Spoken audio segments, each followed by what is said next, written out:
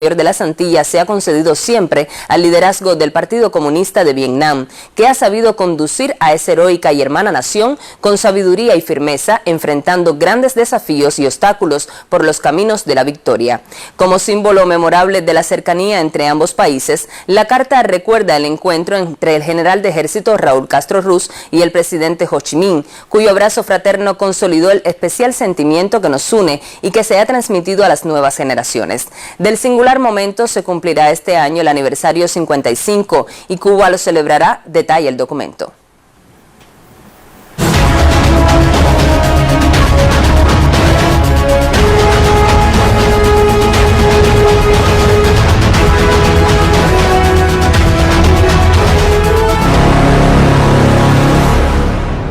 El presidente de la República de Cuba, Miguel Díaz-Canel Bermúdez, el primer ministro Manuel Marrero Cruz y el viceprimer ministro, doctor Roberto Morales Ojeda, encabezaron este martes un nuevo encuentro con representantes de instituciones científicas y académicas que contribuyen al enfrentamiento a la COVID-19.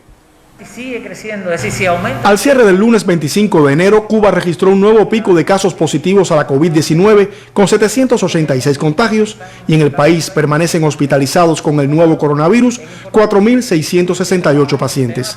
La Habana también reportó la cifra más alta de confirmados para un día con 344. En la jornada se otorgaron 669 altas médicas.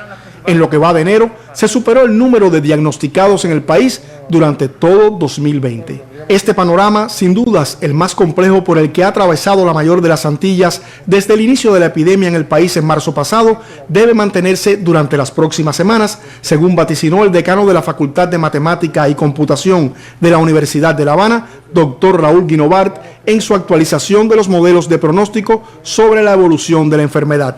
Sin embargo, la gran cantidad de recuperados ha evitado un mayor crecimiento de los casos activos. Se pronostica entonces que continuarán creciendo los casos confirmados y que continuarán creciendo los casos recuperados.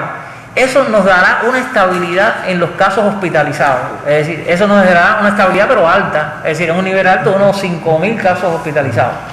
Hay que tener cuidado, si sigue creciendo, es decir, si aumenta la velocidad de crecimiento de los casos confirmados, el sistema hospitalario comienza nuevamente a crecer. Es decir, estos picos que están viendo ahí podrían cambiar. Por lo tanto, es importante que se trabaje en el tema epidemiológico de detectar los casos confirmados, es decir, de tratar de captarlos a tiempo, ¿no?, para que no sigan transmitiendo. El Sistema Nacional de Salud, con el acompañamiento de la ciencia, tensa sus fuerzas para enfrentar el actual contexto epidemiológico. En la reunión se presentaron propuestas de modificaciones al protocolo de manejo clínico de los infectados con el SARS-CoV-2. Entre los cambios sobresale la introducción del concepto de paciente de alto riesgo, ya sea asintomático o sintomático, con tratamiento diferenciado y vigilancia intensiva, y la creación de salas para su atención en las diferentes instituciones hospitalarias del país. El alto riesgo, porque esta categoría nueva que estamos hablando, oscila, dependiendo de las provincias, los datos, entre un 5 y un 15% de los confirmados. Realmente el promedio nos da el 7%. Quiere decir que nosotros podemos estimar que un 7% de los confirmados van a ser pacientes de alto riesgo a pasar a grave. Y ahí es donde tenemos ahora que centrar la atención. De esta forma, se busca garantizar el tratamiento eficaz y oportuno de estos pacientes para evitar su paso a formas más complejas de la enfermedad o su eventual fallecimiento. Esta decisión robustece los protocolos que hoy se aplican a confirmados y sospechosos, pero que requieren también de su contribución y disciplina. Podemos tener el protocolo mejor del mundo, que si no es captada la persona a tiempo por el sistema de salud, el protocolo no puede actuar sobre esas personas. Entonces, si nos demoramos, si llegamos tarde al sistema de salud, es lo que nos está pasando, de que evolucionan muy rápido los pacientes y los estamos captando casi cuando llegan a las terapias. Y esa no es la idea. Además, llegar temprano a los servicios de salud de un paciente, la llegada temprana de un paciente, permite identificar de manera precoz e incluso abortar algunas complicaciones que puedan aparecer. Insisto, recalcar, por una parte, aumentar la percepción de riesgo de la población y por otra parte, aumentar la calidad de la pesquisa activa de los casos. El encuentro evidenció nuevamente el reconocimiento de la dirección del gobierno al aporte y compromiso de la ciencia nacional en el combate contra la COVID-19. Héctor Martínez, Sistema Informativo de la Televisión Cubana. Con 825 pacientes diagnosticados con la COVID-19, Cuba registra un récord de confirmados en esta jornada. Lamentablemente se reportaron 4 fallecidos a consecuencia de la enfermedad. En su habitual conferencia de prensa, el director nacional de epidemiología del Ministerio de Salud Pública, doctor Francisco Durán, destacó la consagración de los de batas blancas en este nuevo rebrote que experimenta la nación. Cuba reportó al cierre del día de ayer 825 personas diagnosticadas con el nuevo coronavirus, por lo que marca nuevamente otro pico de contagios y de ingresados en los hospitales del país. En esta jornada se informó del fallecimiento de 4 cubanos con la COVID-19, por lo que ya se acumulan 58 fallecidos en lo que va de enero. Al referirse al sostenido incremento de confirmados, el experto señaló que hoy se refuerzan medidas para el control de la compleja situación epidemiológica. Uno se impresiona, ¿no? Ya desde anoche sabíamos que era una cifra elevada, eso se trabaja toda la madrugada por un equipo de compañeros, pero esta mañana ya cuando veíamos la cifra final, realmente uno dice, bueno, es que las cosas no van saliendo. Bueno, primero, la característica de la enfermedad. Segundo, como también se ha dicho, se explicó ayer en la reunión con los científicos, el presidente, pues se van a adoptar diferentes protocolos, diferentes aspectos que realmente logren un impacto mayor en estos resultados. En esta jornada, La Habana confirmó 334 casos positivos a la COVID-19, la cifra más alta de contagios en la nación. Con nuevos contagios en Yateras, ya todos los municipios del país han diagnosticado al menos un paciente con COVID-19 desde el inicio de la epidemia. En esta conferencia de prensa, el doctor Francisco Durán reconoció el papel que hoy desempeña el personal de la salud para la contención de la enfermedad. Un esfuerzo de todos, pero un esfuerzo del personal de salud. Aquí hay colectivos que llevan meses y meses trabajando intensamente, con mucha atención. Hay que tener claro que permanecen 14 días ahí, pegados en zona roja, con el riesgo de adquirir la enfermedad, a pesar de que usan sus medios de protección, pero la contagiosidad de esta enfermedad es muy peligrosa. Como siempre digo, no hemos tenido que lamentar el fallecimiento de ningún trabajador de la salud. Hemos tenido casos infectados, unos relacionados con su trabajo, otros relacionados con transmisión en la comunidad, como le puede pasar a cualquier cubano. Con la actualización de los protocolos de manejo clínico a pacientes con COVID-19, la salud pública cubana busca aceleradamente la manera de cortar la alta propagación del virus en tiempos de rebrote de la enfermedad. Gisela García Rivero, Sistema Informativo de la Televisión Cubana. Santiago de Cuba reportó este miércoles 192 casos positivos de COVID-19. El Consejo de Defensa Provincial evaluó en su sesión ordinaria el cumplimiento de las medidas, protocolos y estrategias implementados para frenar la propagación del nuevo coronavirus. En este minuto estamos en comunicación con la periodista Rocío López Pardo, quien nos ofrece más detalles de lo acontecido en el encuentro. Rocío, ¿qué tal la situación ahora mismo en Santiago de Cuba? Adelante. Buenas tardes, Froilán y Diana. Desde Santiago de Cuba, donde tiene lugar el Consejo de Defensa Provincial, hacemos contacto con ustedes para informarles de las principales acciones que se acometen en el territorio para contener la pandemia. En la provincia se intensifican las pesquisas y la vigilancia activa en las comunidades, así como la inspección sanitaria estatal y el control por parte de la Fiscalía. En la sesión diaria de este órgano se puntualizan aspectos organizativos en el sistema integrado de urgencias médicas para el traslado inmediato de pacientes hacia los centros hospitalarios. Los procesos productivos con repercusión en la economía y la alimentación del pueblo, por su carácter prioritario, no se detienen. El llamado de las autoridades políticas, gubernamentales y sanitarias a las familias es a que resguarden a sus niños y adolescentes y adopten los códigos de vida establecidos durante esta etapa. Ante el incremento sostenido de casos positivos de COVID-19, cada día el Consejo de Defensa Provincial de Santiago de Cuba implementa medidas aún más severas para hacer frente a esta enfermedad. En próximas emisiones continuaremos informando.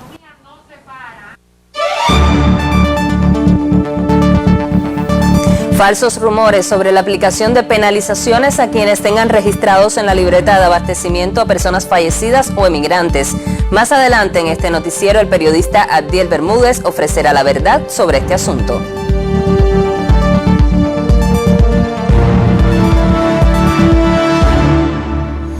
Aun cuando de manera simbólica se rendirá tributo a José Martí la víspera al día de su natalicio, la Federación Estudiantil Universitaria y la Organización de Pioneros José Martí convocan a jóvenes y pioneros de todo el país para, desde las redes sociales, realizar una marcha de las antorchas y un desfile martiano de forma diferente. Un 27 de enero para honrar a nuestro héroe nacional vísperas de su natalicio, una celebración diferente condicionada por una pandemia que aún persiste. Por ello, la Federación Estudiantil Universitaria y la Organización de Pioneros José Martí convocan con ideas de celebración diferente. Estamos convocando a todo el pueblo, a los jóvenes, a los estudiantes, al sector productivo, desde las plataformas virtuales, a estar realizando la marcha de la marcha de las antorchas virtual. Para ello, desde los canales en nuestras redes sociales, los canales de la FEU de Cuba, tanto en Facebook, en Twitter, FEU de Cuba, FEU-Cuba en Twitter, vamos a estar celebrando esta marcha de las antorchas virtual. Nosotros hemos estimulado a los pioneros y a los guías que tienen acceso a las redes sociales que traigan la obra de Martí a ese espacio digital. Nosotros tenemos vivencias importantes de los desfiles que se han desarrollado en años anteriores. Por tanto, es el momento para retomar esas imágenes, para retomar el pensamiento del maestro y refrescarlos en publicaciones donde los niños y los adolescentes expresen el sentimiento y lo que representa Martí en su formación. Desde sus casas, los jóvenes confluirán con iniciativas y acciones. Junto al movimiento juvenil martiano, Brigadas de Arte José Martí, todos los movimientos juveniles y organizaciones estudiantiles confluyen desde las plataformas virtuales para homenajear al maestro. Cada universitario tiene que, desde sus hogares, hacer su antorcha virtual. Es decir, una antorcha que puede ser tanto la antorcha tradicional como utilizar los propios teléfonos, algo que ilumine y represente simbólicamente la antorcha que portó esa generación de centenario en el año 1953. En las provincias donde tenemos pioneros en las aulas, pues el homenaje se concentrará precisamente en los destacamentos y en los colectivos pioneriles. Una marcha de las antorchas virtual, un tributo pioneril diferente. Hoy el homenaje al apóstol llega desde las redes sociales. Maray Suárez, Sistema Informativo de la Televisión Cubana. Y en ocasión de conmemorarse el próximo jueves 28 de enero, el aniversario 168 del natalicio de nuestro héroe nacional José Martí, serán disparadas simultáneamente 21 salvas de artillería desde la fortaleza San Carlos de la Cabaña en La Habana y en el cementerio Santa Ifigenia en Santiago de Cuba. Firma esta nota el Ministerio de las Fuerzas Armadas Revolucionarias.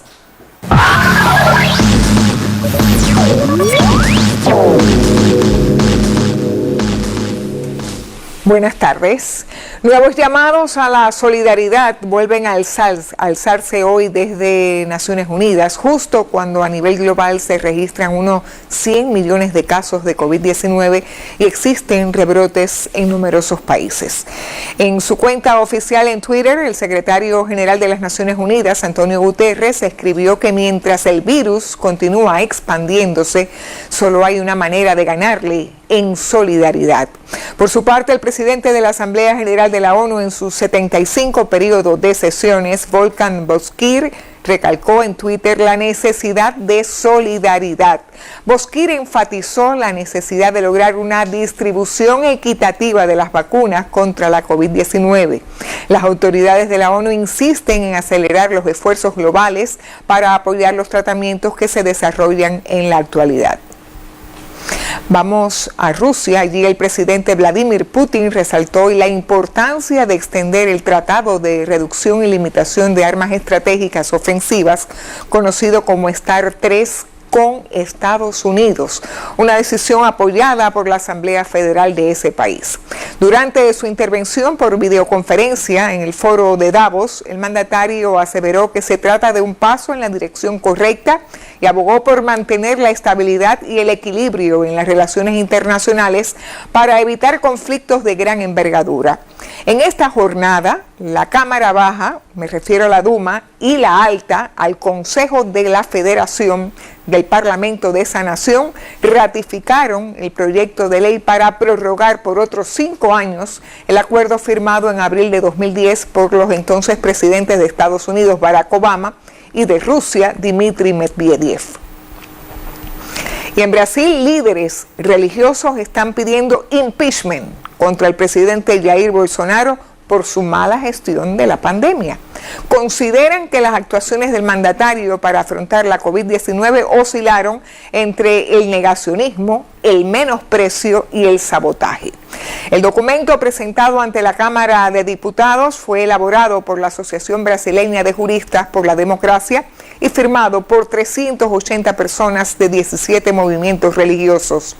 Paralelamente, en varias capitales del gigante suramericano se han realizado manifestaciones y cacerolazos para exigir la salida del mandatario. En Estados Unidos, el exsecretario de Estado, Mike Pompeo, fue incorporado al Instituto Hudson, algo considerado como un paso para su posible candidatura presidencial en 2024, están informando hoy los medios de prensa. Al margen, hoy trasciende que los senadores republicanos insisten en echar por tierra el proceso de juicio político que los demócratas se esfuerzan en llevar adelante contra el expresidente Donald Trump por incitar a la insurrección. Casi todos los senadores republicanos de Estados Unidos votaron el martes por desestimar el segundo juicio político en contra del expresidente Donald Trump. Trump, que concluyó su mandato el 20 de enero, fue acusado una semana antes por la Cámara de Representantes de incitación a la insurrección por su papel en el asalto al Capitolio el 6 de enero, que dejó 5 muertos. La votación del martes se realizó justo después de que los 100 senadores se comprometieran a impartir justicia imparcial en el proceso que debería comenzar el 9 de febrero en la Cámara Alta. Es la primera vez que un presidente es sometido a un juicio 2 veces, y también es la primera ocasión en que un mandatario es juzgado tras dejar la Casa Blanca. Y es precisamente por este último punto que el senador republicano Rand Paul impugnó el proceso al considerarlo inconstitucional, porque el magnate ya no ocupa el cargo. 45 de los 50 senadores republicanos apoyaron su iniciativa, incluido el poderoso líder de la minoría, Mitch McConnell, que aún no descartó condenar al expresidente. Una condena a Trump requeriría una mayoría de 2/3 del Senado, esto es 17 republicanos, además de los 50 demócratas. Los expertos están señalando que las cifras muestran que los republicanos leales están nuevamente dispuestos a evitarle una condena al exgobernante, esta vez a pesar de su papel en el ataque violento a los legisladores y al vicepresidente cuando el Congreso se reunió para certificar el resultado de las elecciones. Quiero terminar hoy con la conmemoración por el Día Internacional de Recordación a las víctimas del Holocausto, dedicado a denunciar los crímenes de la Alemania nazi durante la Segunda Guerra Mundial. Les voy a mostrar un fragmento de una entrevista a un soldado soviético que participó justamente en la liberación del campo de concentración y exterminio de Auschwitz, en Polonia, en 1945. El teniente del Ejército Rojo, Iván Martiunushkin, tenía 21 años y estaba al frente de una unidad de infantería. Había visto ya muchos campos de batalla, pero estaba lejos de imaginar lo que viviría ese 27 de enero de 1945.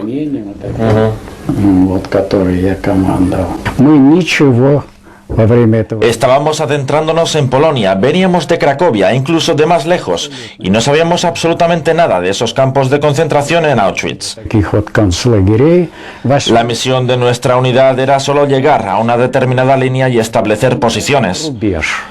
Cuando dejamos atrás el pueblo de Auschwitz, nos topamos con un campo enorme que estaba rodeado de alambre de espino con unas torretas de hormigón impresionantes.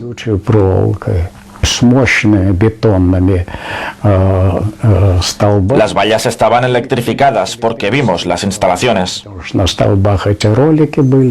Entre las muchas condecoraciones y medallas que tiene, no hay ninguna que marque la liberación del campo de Auschwitz. Lo cierto es que no tenían órdenes de hacerlo, ni siquiera fue una operación militar propiamente dicha. En ese momento el campo estaba casi vacío, los presos capaces de trabajar habían sido enviados a otros campos. En Auschwitz solo quedaban varios miles de personas exhaustas esperando la muerte. Bueno, cada año en torno al 27 de enero, la UNESCO rinde tributo a la memoria de las víctimas del Holocausto y ratifica su compromiso de luchar contra el antisemitismo, el racismo y otras formas de intolerancia que puedan conducir a actos violentos contra determinados grupos humanos. Así termino, continúen ahora con otras informaciones.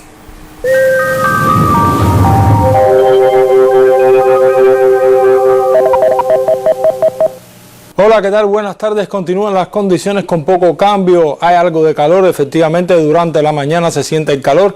Los vientos comienzan a girar lentamente hacia el sur en el advenimiento de un nuevo frente frío que debe llegar en horas de la tarde de este jueves al occidente del territorio nacional.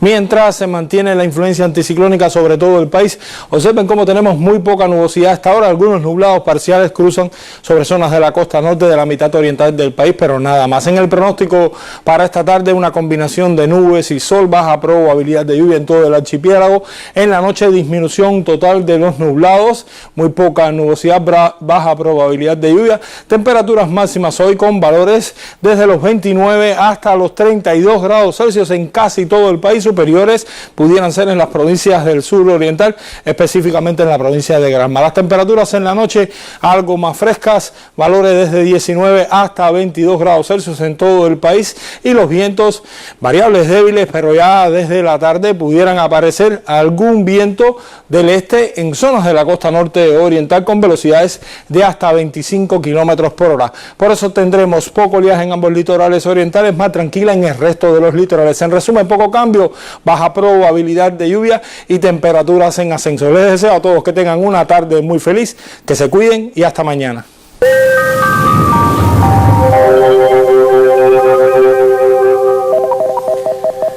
La unidad empresarial de base de cereales Cienfuegos invierte en el mejoramiento tecnológico de la industria. El proceso coincide con la producción de harina de trigo para las provincias de Cienfuegos, Santi Espíritus, Camagüey, Holguín y Las Tunas. Cumplen con la entrega de la materia prima para la fabricación del pan de la canasta básica y la cadena cubana que comercializa un producto de alta demanda en la mesa familiar. Promediando diario 356.52 toneladas de 336 planificadas según un cronograma. Se sustituye el equipamiento obsoleto en el área de descarga de la mayor molinera con que cuenta el país. Estamos a un 50% del cumplimiento de la misma en cuanto a financiamiento y un 41.5% relacionado con todo el equipamiento mecánico y eléctrico para poder suplir las diferentes carencias. La planta mantiene su ritmo de producción continua. El proceso inversionista avanzará una vez se planifique la parada definitiva de cereales Cienfuegos. Antes deben encargarse de la entrega de suficiente harina blanca e integral a las provincias del centro y oriente cubanos que demandan esa materia prima para la fabricación del pan. Desde Cienfuegos, Boris García Cuartero, Sistema Informativo de la Televisión Cubana.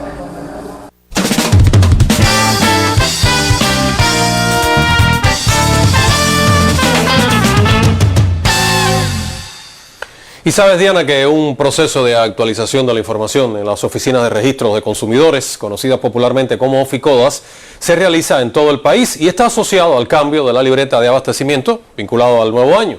Pero algo ha sucedido en los últimos días que ha llamado la atención de muchos cubanos. Así es, Froilán. Ha surgido como un rumor no confirmado de que se aplicarían ciertas multas, penalizaciones a quienes tengan en la libreta de abastecimiento a personas fallecidas o que migraron. La verdad sobre este tema la tiene el periodista Abdiel Bermúdez, que nos acompaña en el estudio. Muy buenas tardes para ti, Abdiel.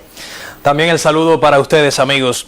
En Cuba no solo se habla de la COVID-19 o del ordenamiento monetario o de las colas enormes en todos lados para acceder a lo que nos hace falta. Otro tema se ha instalado en el debate popular desde que alguien dijo, y más de un medio publicó, ninguno oficial por cierto, que se aplicarían multas de hasta 5.000 pesos a quienes no dieran baja de la libreta de abastecimiento a los consumidores que fallecieron o que permanecen fuera del país.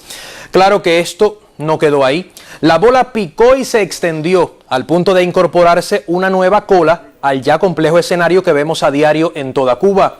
Lo cierto es que en las últimas semanas, centenares de libretas han aparecido en la mañana en la entrada de varias oficodas. Hay quienes las han tirado por debajo de la puerta y se han ido luego de llevar varios años recibiendo los productos de la canasta familiar normada que pertenecían a consumidores que no estaban ni están presentes físicamente. Esa ha sido una violación permitida en toda Cuba durante décadas, porque casi nadie lee y mucho menos acata lo que el propio documento advierte al dorso. Y vean aquí en la pantalla de nuestro noticiero la manera resumida en que se ha proyectado la resolución 78 de 1991 del Ministerio de Comercio Interior, la cual establece los deberes y derechos del jefe de núcleo, entre cuyas obligaciones está dar baja de la libreta de abastecimiento a fallecidos y personas que han salido de manera permanente del país o de manera temporal durante más de 3 meses. Aclaro que hay otros individuos en otras situaciones, pero están sujetos a procedimientos específicos de sus instituciones u organismos. Ahora bien, los jefes de núcleo no han hecho lo suyo y fallecidos y emigrados, por ejemplo, han recibido sus mandados de cada mes como parte de esas irregularidades vigentes durante casi 30 años. Solo que ahora los temores por una posible multa han llamado a muchos al orden, aunque en realidad no existe ningún correctivo establecido y sí se les está dando baja de oficio a aquellos consumidores cuyos jefes de núcleo no se presentan al registro de consumidores luego de ser citados para aclarar el estatus de la persona que figura en su libreta de abastecimiento. Miren, amigos, el proceso de perfeccionamiento del comercio interior impone ordenar procesos como este, lo cual no es nuevo en absoluto. Desde este mismo noticiero, este mismo periodista le ha dado seguimiento y ha hablado del sistema Oregi, una herramienta informática que favorece la digitalización de los datos que aparecen en los registros de consumidores y que se pueden integrar o asociar a la ficha única del ciudadano, en función de ganar en fiabilidad y transparencia en la información disponible. Por lo pronto, nos parece esencial reiterar que sí se trabaja con un rigor nunca antes visto en un proceso que permite depurar la documentación disponible en los registros de consumidores. También vale aclarar que el MinSIN no ha establecido multas de 5.000 pesos, tampoco le toca hacerlo, pero sí implementa sus mecanismos para aclarar las cosas, entre ellas que la máxima responsabilidad de este proceso corresponde a los jefes de núcleo, no a las oficodas. Otra cosa que preocupa son las colas en estas instituciones por este motivo. En medio del actual rebrote de la COVID-19 es un elemento a tener en cuenta para organizar mejor un proceso que no puede contribuir a propagar el contagio de la enfermedad y, por supuesto, también hay que apelar a la información oportuna. También creo que resulta válida una aclaración.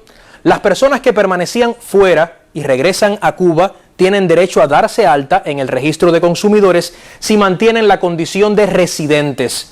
Eso sí, si van a permanecer aquí de 1 a 3 meses, se les entrega un vale de alimentación que les permite comprar los productos en las llamadas bodegas piloto, que todos conocemos. Desde este noticiero compartimos también una idea esbozada ayer en el periódico Trabajadores. La cuota de alimentos normados que cada cubano recibe es insuficiente para cubrir el mes. Eso lo sabemos. Pero ello no significa que el desorden impere como ley citadina. No es legal recibir los alimentos destinados a otros, mucho menos si esa persona ni siquiera está viva. Y claro que urge perfeccionar esos mecanismos administrativos que permitan contrastar la información de los consumidores, así como aplicar otros cuya ausencia facilitó que durante años, lo hemos dicho, la violación de lo establecido fuera lo más normal del mundo. Y en un país que quiere ordenarse, esta es una de las cosas, entre otras tantas, que no se pueden permitir. Es todo por hoy, amigos, pero volveremos en otro momento y cuento con sus opiniones y consejos para pensar juntos el país que queremos. Un saludo para todos. Gracias, Ardiel, muy oportuno tu análisis. Continuamos con otros temas. Ante el complejo escenario epidemiológico que vive el país debido a la pandemia, el Ministerio de Educación Superior dio a conocer que el inicio del curso escolar 2021 en las universidades dependerá de la situación epidemiológica de cada territorio. Este organismo ha realizado nuevos ajustes para el desarrollo del periodo lectivo, entre ellos adecuaciones al proceso de matrícula donde sea necesario. Cada universidad adecuará sus procesos teniendo en cuenta sus características y la situación epidemiológica de los territorios. Actualmente muchas instituciones aún no han concluido la matrícula debido a la compleja situación sanitaria. ¿Cómo y cuándo se realizará este proceso? Es una de las interrogantes que tienen hoy la familia y los estudiantes que iniciarán este curso, su primer año en las universidades. La matrícula es un acto jurídico que se realiza de manera presencial. Por lo tanto, el acto como tal se podrá realizar cuando se inicie el curso académico. Y para no afectar las actividades docentes, se propone que, se incorporan a las actividades docentes y en sesión contraria se irá haciendo el acto oficial de la matrícula para no perder tiempo. Si llega el momento en el cual iniciamos el curso, como las universidades tienen los listados y saben los estudiantes que van a cada una de las carreras, sin mayor preocupación, el estudiante se presenta. Ahí va a tener todos los aseguramientos necesarios y en la semana de inicio se va a organizar entonces ya la confirmación de las matrículas. O sea, el paso jurídico pudiéramos hacer de la matrícula se hace ya con el curso iniciado. Esa es una de las variantes. Puede ser que haya alguna provincia, como las hay hoy, que están en una situación favorable y que puedan seguir adelantando la matrícula en estos días ahora, incluso antes del día 1 de febrero. Actualmente, más del 80% de las universidades funcionan como centros de aislamiento, por lo que en estos momentos no se puede realizar en ellas ninguno de estos procesos. El inicio del periodo lectivo 2021 previsto para el 1 de febrero en la educación superior dependerá de la situación epidemiológica de cada territorio. El proceso de formación para este curso se planificará teniendo en cuenta las 3 modalidades, presencial, semipresencial y a distancia, o la combinación de ellas, siempre priorizando la presencialidad del primer año cuando las condiciones sanitarias lo permitan. Que cada institución, a partir de sus características propias, de su respaldo tecnológico, de la situación de los centros universitarios municipales y de la fase o la situación epidemiológica, decidirá la manera en la cual va a avanzar en los procesos. Donde esto, sin lugar a duda, tiene más dificultad en un primer año que prácticamente todavía, como decía Reinaldo, no ha accedido a la universidad.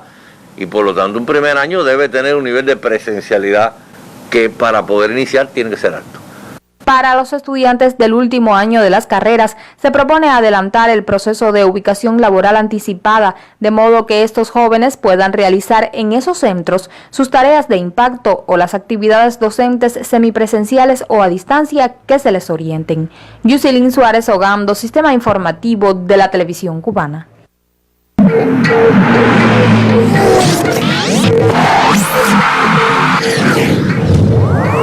Buenas tardes, actualidad deportiva al mediodía.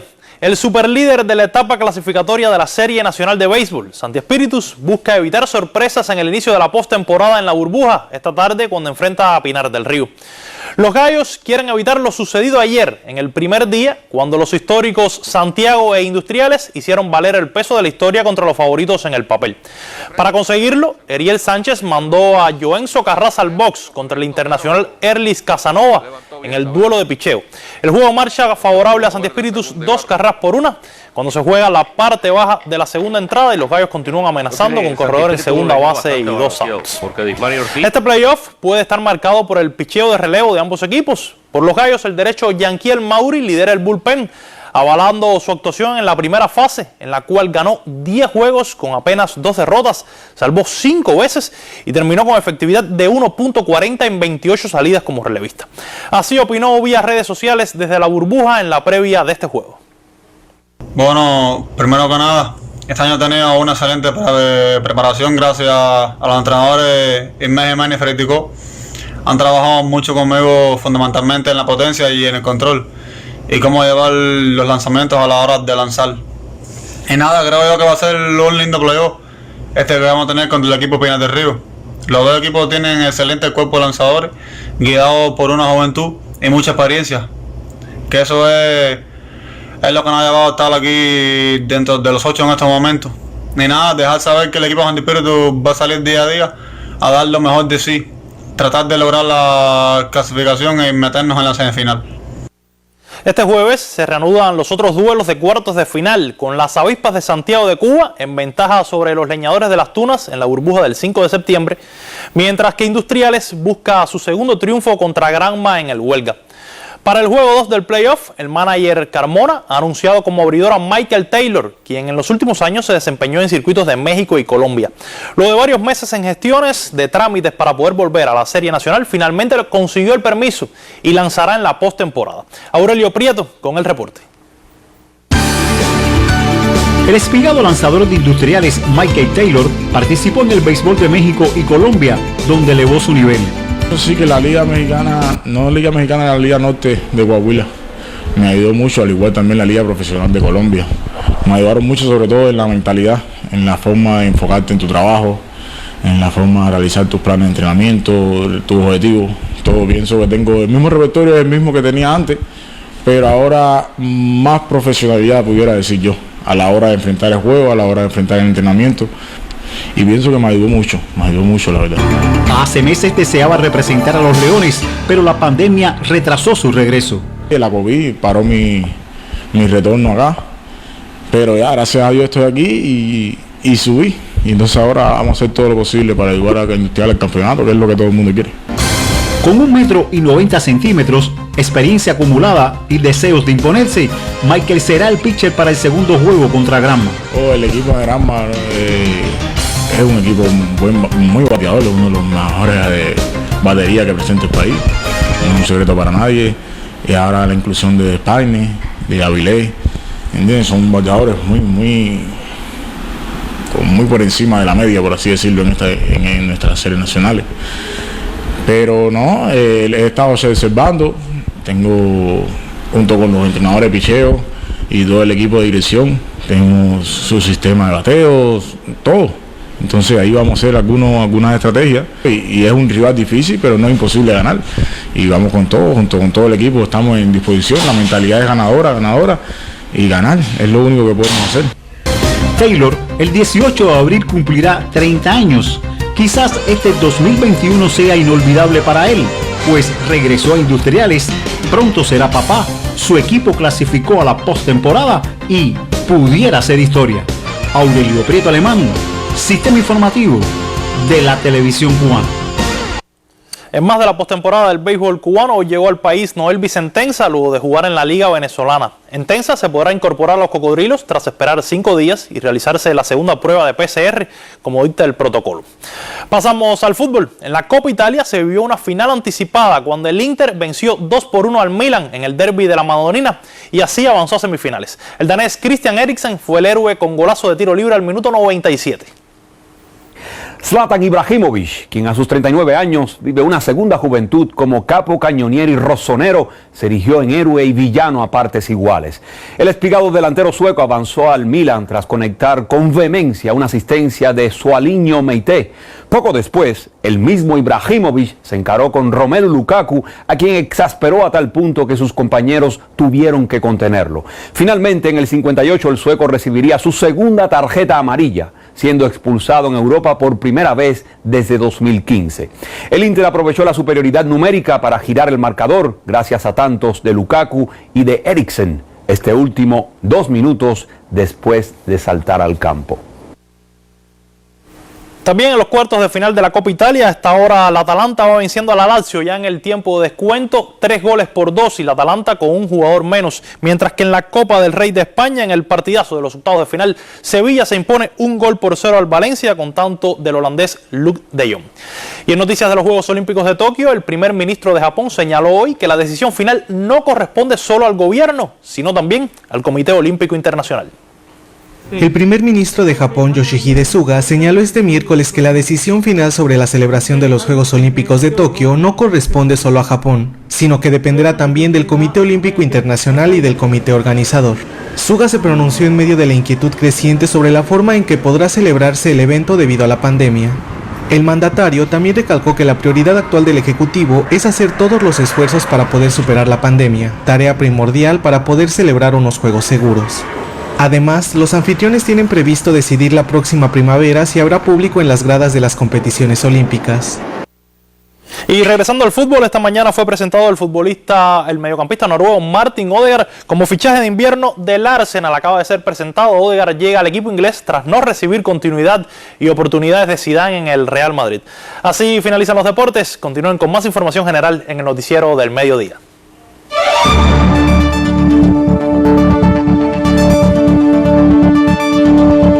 Periodista Indira Román pues nos acercará a una de las instituciones principales dedicada a la investigación y promoción de la obra de nuestro apóstol.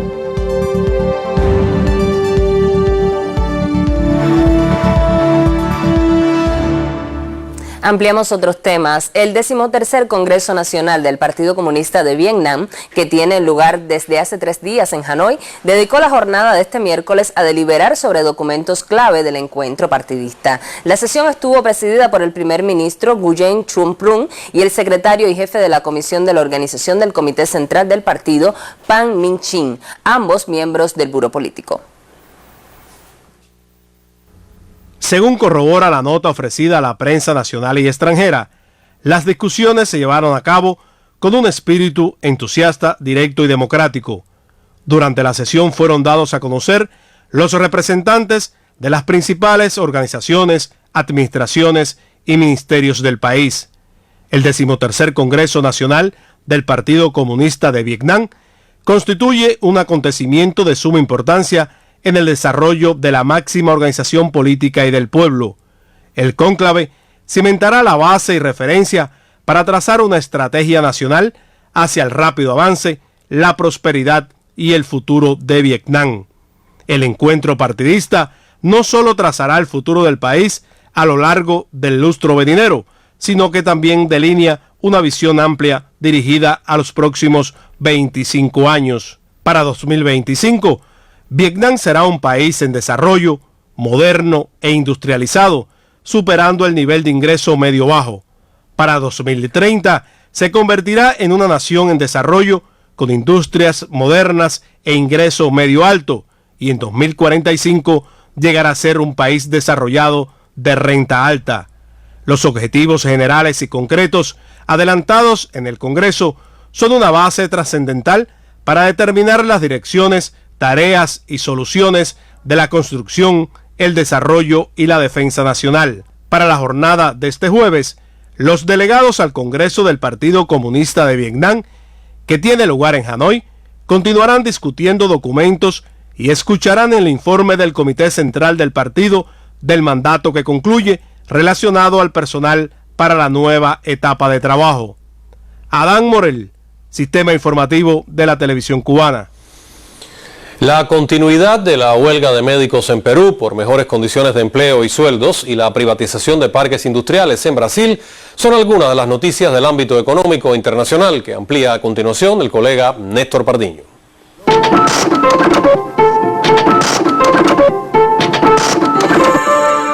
La Federación Médica Peruana informó la víspera que el gremio de la salud completa 14 días en huelga nacional frente a la sede del Ministerio de Economía. Más adelante señaló que exigen al Ejecutivo abastecimiento de insumos médicos a hospitales y mejores salarios. El presidente de la Federación Médica Peruana, Godofredo Talavera, denunció que la huelga continúa por la dramática situación sanitaria que padece esa nación. Las autoridades sanitarias de Perú reportaron más de 39.000 fallecimientos a causa de la COVID-19. El superintendente de Relaciones Gubernamentales e Institucionales del Banco Nacional de Desarrollo Económico y Social en Brasil, Pedro Bruno, anunció la víspera a medios locales que se firmaron contratos con 6 estados brasileños para estructurar una serie de concesiones de parques naturales a la iniciativa privada. Los contratos hacen alusión a 26 parques con el objetivo de centrarse en la explotación del turismo. La medida es cuestionada por la población, que denuncia tiene el matiz neoliberal de todas las decisiones del actual gobierno. Los participantes en el foro de Davos abogaron por mayor cooperación mundial para enfrentar a la pandemia de la COVID-19 y transparencia en la distribución de las vacunas. El foro de Davos se desarrolla en esta ocasión mediante videoconferencias. La presidenta de la Comisión Europea, Ursula von der Leyen, afirmó que los fabricantes de vacunas deben ahora mantener sus promesas y cumplir con sus obligaciones. Añadió que establecerán un mecanismo de transparencia sobre las exportaciones de vacunas, las cuales pretenden hacer llegar a los países de bajos ingresos y con ello promover el despliegue mundial de la vacunación. Por su parte, la canciller alemana Angela Merkel subrayó la necesidad de cooperación internacional en asuntos como las vacunas e instó a una repartición justa. Analistas destacan que va ganando espacio la conciencia de que la COVID debe erradicarse en todo el planeta para evitar rebrotes. Néstor Pardiño, Sistema Informativo de la Televisión Cubana.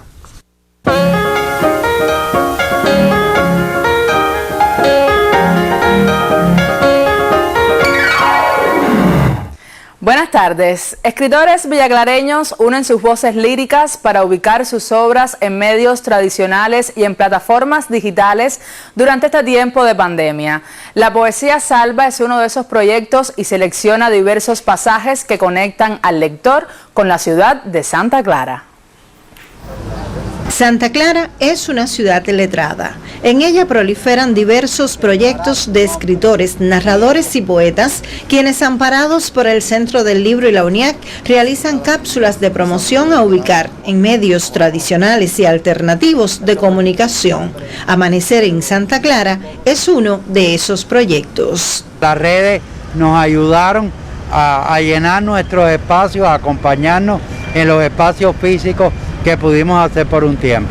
Ahora hemos vuelto otra vez a los medios digitales. Yo creo que tiene que ser una constancia porque ha dado resultados, y yo presenté al Centro del Libro el proyecto de Amanecer en Santa Clara, que es el título de un poema mío dedicado a la ciudad de Santa Clara, y he convocado a todos los poetas villaclareños y de otras partes de Cuba, de cualquier parte, que hayan dedicado un poema a esta ciudad. Lidia Meriño es otra voz poética, asentada en la ciudad, hace una ardua labor cuyo centro es la divulgación cultural y literaria en el territorio. El oficio de reparador, que es el título de un cuento, con la intención de contribuir a que no haya un apagón literario en nuestra ciudad. Una ciudad que tiene una intensa vida literaria, y dado por el gran número de escritores que existen en esta región, en la provincia en general, que se dedican a la literatura infantil y juvenil. Y sumando un poco los proyectos que comúnmente realizo en las instituciones culturales, el patio de mi casa en la UNIA, los bolsillos de mamá por el Centro del Libro, ha sido un poco llevar la obra de estos autores, que es lo que hago fundamentalmente en esos espacios de promoción, a las redes como una vía alternativa, porque nos ha demostrado en estos tiempos de pandemia que han sido efectivos y que llegan a muchas personas. Desde Villa Clara, Hilda Cárdenas Conyedo, Sistema Informativo de la Televisión Cubana. Varios medios venezolanos lamentaron la muerte del médico y guitarrista cubano Juan Carlos Caballero, uno de los integrantes del grupo venezolano Voces Risueñas de Carayaca, quien falleció en un accidente automovilístico recientemente. El ministro del Poder Popular para la Cultura, Ernesto Villegas, anunció en su cuenta en la red social Twitter la triste y sentida pérdida para la música tradicional venezolana. Juan Carlos Caballero fue médico interno en el Hospital Hermanos Ameireiras durante muchos años. Luego en Venezuela siguió ejerciendo la medicina y a la vez fue cultor de la música popular. Tocaba guitarra, piano, contrabajo, 3, 4 y daba clases de guitarra clásica y solfeo en una escuela de música tradicional, de la cual también fue fundador. Realizaba consultas para personas de bajos recursos y a la vez era el guitarrista de una de las agrupaciones insignes de la música tradicional venezolana, Voces Risueñas de Carayaca. En Venezuela le han rendido honores en los hospitales, escuelas e iglesias donde ayudaba.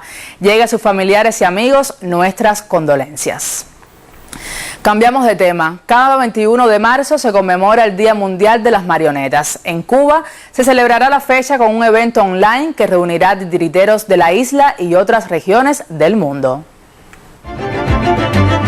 Teatristas del continente americano compartirán sus experiencias en el evento online Titiriteros al Minuto.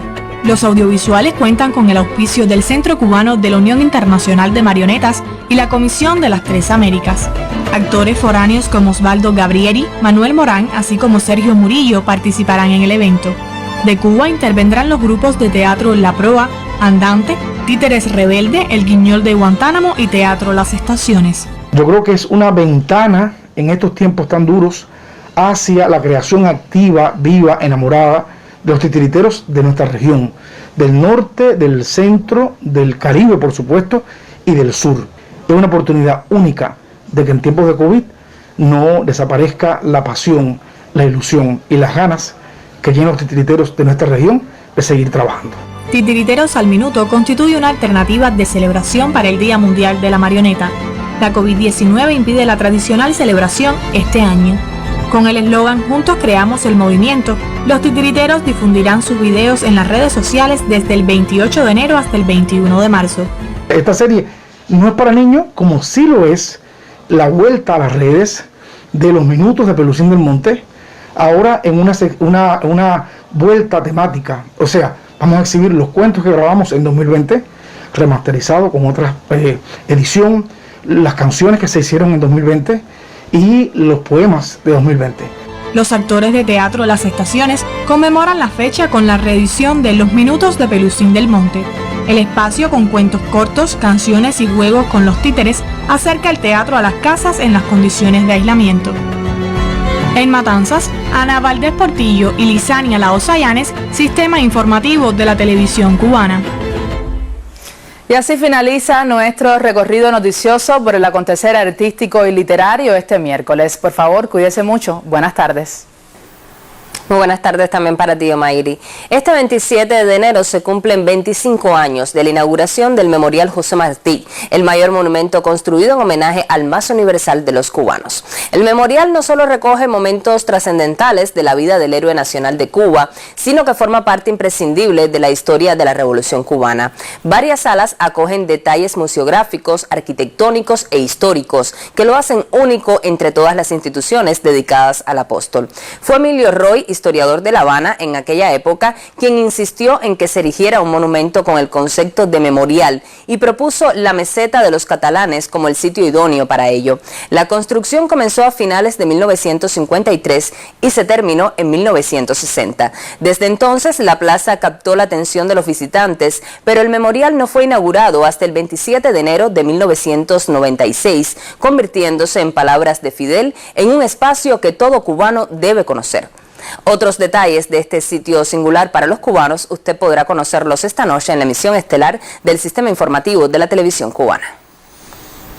Una de las instituciones principales en la investigación y promoción de la obra del apóstol es el Centro de Estudios Martianos.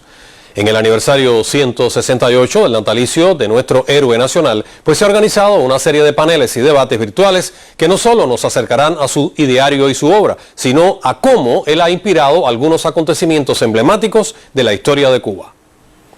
Volver una y otra vez sobre la obra del maestro y buscar siempre la actualidad de aquello que escribió es una de las misiones del Centro de Estudios Martianos, que prevé, como toda Cuba, celebrar el aniversario 168 del natalicio del apóstol este 28 de enero. Ese día conmemoraremos el natalicio, pero sobre todo hablaremos allí de la trascendencia de nuestra América, ese ensayo capital, y de otras obras de José Martí que debemos releer con los ojos del presente. Debemos leer a Martí, como decía Unamuno, con devoción inteligente, entendiendo que es un hombre de su tiempo, pero que también es de esos hombres de todos los tiempos, que siempre tendrá algo que decirnos a cada uno de nosotros. El programa incluye la celebración por el aniversario 126 de la Guerra Necesaria, la creación del periódico Patria en marzo, el coloquio internacional Estados Unidos en la pupila de José Martí, en homenaje al aniversario 140 de la llegada del apóstol a ese país, y un panel especial por los 130 años del ensayo Nuestra América. De todo esto se hablará y se dialogará también sobre el impacto del pensamiento martiano en momentos claves de la cultura cubana. Por ello, en junio habrá un panel sobre Palabras a los intelectuales, documento rector de la política cultural cubana. Pero no solo hablaremos de Palabras a los intelectuales, sino de lo que significó el año 1961 en la historia de la cultura revolucionaria en Cuba, porque estamos hablando del año de la campaña de alfabetización, que también se cumplen 60 años. Estamos hablando también del año de la creación del Sistema Nacional de Becas y, por supuesto, no olvidemos que ya desde 1960, a finales de noviembre de 1960, Fidel había dicho que el futuro de Cuba tenía que ser un futuro de hombres de ciencia y de hombres de pensamiento. Eso lo está diciendo mucho antes de iniciarse la campaña de alfabetización, es decir, que ya había todo un pensamiento teórico coherente desde el punto de vista cultural y desde el punto de vista político, de lo cual es resultado Palabras a los intelectuales, es resultado la fundación de la UNIAC, es resultado la campaña de alfabetización. Sin esos hechos trascendentales, la cultura cubana de hoy no sería la misma. El Centro de Estudios Martianos prevé la publicación de la edición crítica de Nuestra América, realizado por Cintio Vitier, y folletos con bibliografías de obras martianas de Jorge Mañach y José Antonio Portuondo.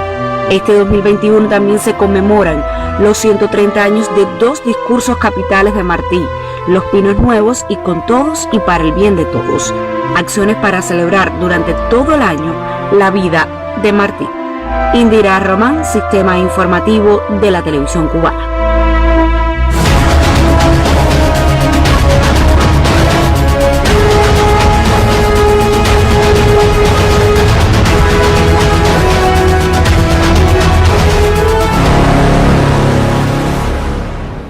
Guantánamo resultó una de las provincias destacadas en el movimiento juvenil martiano, condición que denota el actuar de los jóvenes y estudiantes de ese oriental territorio, cuya situación epidemiológica es muy compleja. De ahí que los estudiantes de la Universidad de Ciencias Médicas sirvan de voluntarios para apoyar las labores sanitarias y de servicio en varios centros de aislamiento. Después de 14 días dentro de uno de ellos, 8 estudiantes cuentan sus experiencias.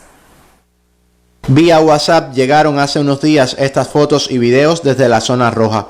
Posan a la cámara para guardar los recuerdos de 14 jornadas de duro bregar. 8 estudiantes de la Universidad de Ciencias Médicas en Guantánamo cooperaron en un centro para casos sospechosos. A su salida, nuestra cámara guarda las historias. Estuvimos en el pantry sirviendo comida, transportando bandejas. Los varones, que era la carga más pesada, tenían que vestirse con esos enormes trajes blancos llamados escafandra. Yo también fui una de las que llegó a ponerse el traje blanco y subir bandejas, escaleras. Realmente ese día para mí fue súper agotador, pensé que me iba a desmayar, pensé que me iba a dar algo, pero no. A nosotros nos causa mucha gracia el estudiante que estuvo como ropero, que todos los días a las 5 de la mañana las enfermeras eran ropero, y ahí le daban el de pie a todo el mundo. Y bueno, el apodo se le ha quedado. Cuando llegué nunca pensé que me iba a tocar administrar todo un almacén, todos los recursos que se trajeron para este hospital. Entonces, aparte de eso, también tenía que darle la ropa necesaria a cada trabajador. Ya son más de 60 los estudiantes universitarios que continúan escribiendo historia desde las instituciones hospitalarias. Otros lo hacen desde las pesquisas activas. Ya rotó un primer grupo con un total de 36 estudiantes trabajando en los hospitales de pacientes confirmados al COVID y en los pacientes sospechosos de esta terrible pandemia. Tenemos organizado un segundo grupo que hay que relevar de un total de 20 estudiantes y ya tenemos organizado también un tercero y un cuarto grupo. Tenemos más de 3.500 estudiantes en la pesquisa en toda la provincia de Guantánamo. La Universidad de Ciencias Médicas en Guantánamo reconoce con una carta el trabajo sacrificado de estos estudiantes, 2 residentes en Maicí, 1 en Baracoa y 4 guantanameros, quienes prefirieron dejar sus comodidades para contribuir a devolver la esperanza. Nuestra cámara sigue sus pasos y ante la despedida, el acostumbrado hasta luego con sus propios compañeros que los relevan. Ellos van a descansar para regresar en una 4ª rotación. Desde Guantánamo, Ernesto Martínez y Miguel Reyes, Sistema Informativo de la Televisión Cubana. Y de inmediato establecemos comunicación con nuestra colega Daimí Díaz Breijo, quien se encuentra en la sede del Ministerio de Cultura para conocer lo que ahí acontece a esta hora. Daimí, buenas tardes, adelante. Buenas tardes, Froilán. El saludo desde la sede del Ministerio de Cultura, como en efecto anunciabas. Nos encontramos hoy en la institución para dar a conocer una nota oficial que se titula "No quieren diálogo y provocan hasta el límite". Y es que en la mañana de hoy estaba prevista una reunión aquí con 3 voceros designados para el diálogo por un pequeño grupo de personas que se ha caracterizado por su actitud provocadora y su relación con medios pagados por agencias federales estadounidenses. En el momento en que estaba fijada esa reunión, se presentaron frente a la sede de la institución alrededor de una 30 de personas a las que se les pidió varias veces retirarse por el riesgo que entraña la pandemia de COVID en aglomeraciones en espacios públicos. Ante la negativa de los congregados, se les invitó en reiteradas ocasiones a pasar a la sede del MINCUL para esperar aquí por el esclarecimiento de la situación de algunos ciudadanos que, según plantearon los que permanecían fuera del organismo, habían sido detenidos en otros lugares de la ciudad. Se les sugirió también ir conversando con todos ellos de temas de mutuo interés. En actitud francamente irresponsable, los que permanecían en la calle expresaron que no se irían. Durante las más de 2 horas que duraron estos incidentes, en la mañana de hoy, los medios pagados por el gobierno estadounidense estuvieron comentando en vivo lo que acontecía y reforzando la matriz provocadora de los contrarrevolucionarios. Ante esa circunstancia, los trabajadores del Ministerio de Cultura decidieron reaccionar de inmediato. Se congregaron frente a los provocadores y los instaron a retirarse. Ante la negativa de estos y la intención evidente de materializar un show mediático, los trabajadores del organismo los enfrentaron y los desalojaron del lugar. El Ministerio de Cultura ratifica su voluntad de diálogo con los creadores honestos sobre cualquier tema relacionado con la política cultural de la Revolución Cubana y reitera su negativa a aceptar provocaciones o a dialogar con mercenarios. Enfatizamos que el Ministerio de Cultura reitera su negativa a aceptar provocaciones o a dialogar con mercenarios y sí apuesta por el diálogo con los creadores honestos. Firma esta institución, Ministerio de Cultura de la República de Cuba. En próximos espacios continuaremos ampliando sobre estos sucesos. Muy buenas tardes. También para ti, Daimí, muchas gracias por este informe de último minuto, donde el Ministerio de Cultura de la República de Cuba ha reiterado su voluntad de dialogar con los intelectuales y artistas que de manera honesta se acerquen a la institución con las inquietudes propias del sector, pero al propio tiempo rechaza las provocaciones de elementos que pagados desde el exterior, en muchos casos, o con la intención de provocar un show mediático, pues pretenden acercarse a esa institución del Estado cubano. Sobre este tema seguiremos informando en próximas emisiones. Usted manténgase conectado con la señal del Canal Caribe en horas de la tarde y luego la emisión estelar a las 8 de la noche. De esta forma concluye el noticiero del mediodía. Nos despedimos así. Y por supuesto les dejamos con nuestros mensajes de rigor, cuidarse mucho, usar el nasobuco, observar el distanciamiento físico porque la COVID sigue entre nosotros y debemos ser responsables en su enfrentamiento. Si usted gana, ganamos todos. Así es. Buenas tardes.